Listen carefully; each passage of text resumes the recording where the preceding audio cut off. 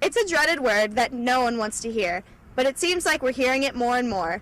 Cancer, that horrible 6-letter word that claimed nearly 600,000 lives last year, according to the American Cancer Society, while another 1.4 million were diagnosed with some form of cancer. And the Mason High School community is not immune. 2 students and a popular art teacher are currently waging their own wars against cancer. Joel Brown is the typical high school freshman, but his life over the past year has been nothing but typical. His life was turned upside down last year when he was diagnosed with leukemia. I was in bed sick for 2 days, and I was sick looking and very green toned in my face. And my parents thought I had mono, so they took me down to urgent care in Mason, and they told me I should go down to Children's and get blood work. And so we did, and that night at like 2 o'clock in the morning, they finally told us I was diagnosed with acute lymphoblastic leukemia. I was in the hospital for 31 days straight, and the first 2 weeks I was in the hospital, I couldn't eat because of the high calcium. I got pancreatitis, so I couldn't eat for 2 weeks. And then after I got out of the hospital, I started treatment. I started going to the clinic once a week.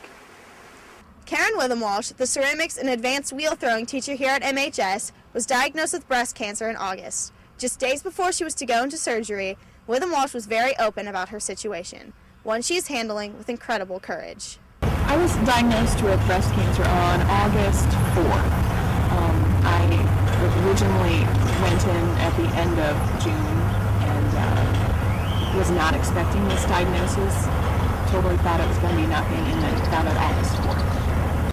Joel is not alone in his battle with leukemia. Liz Lothrop, another freshman this year, was also diagnosed. While Joel is in the maintenance phase of his treatment, already being past the hardest part, Liz is only in delayed intensification and still has many more challenges ahead of her.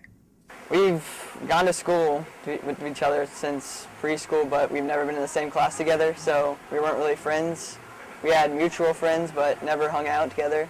And us having cancer has really brought us together, because we can talk to each other and we know what's going on, and it's just nice to have someone there to know what you're going through.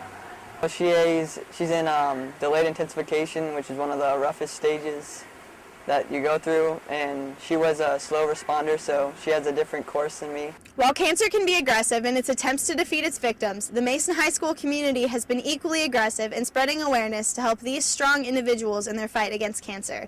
Events like Light the Night and Volley for the Cure have been instrumental in helping raise awareness as well as raising funds to help in the fight. Witham-Walsh, Joel, and Liz have all been so grateful for all the fundraising that has been done and plan to stay involved long after their battle is over. I think the breast cancer awareness is just amazing. I think it's wonderful. I myself have become a lot more aware. I hadn't paid as much attention to it before this. The big one is the Light the Night, which is a fundraiser for the Leukemia and Lymphoma Society. And also we've had fundraisers at BD's and B-Dubs and all sorts of places that just raise for us. Going through this experience has brought me to helping other people with like diseases, and really want to help them because I know what goes through there. That'll be a very big part of my life. There's only so much a school can do to shed a positive light on a not-so-positive subject, while just the utterance of the dreaded C word conjures up horrible images. In this case, it has come to symbolize a collective fight as a community stands behind their loved ones to help wage in their courageous war. I'm Carly Hudson, NBC News.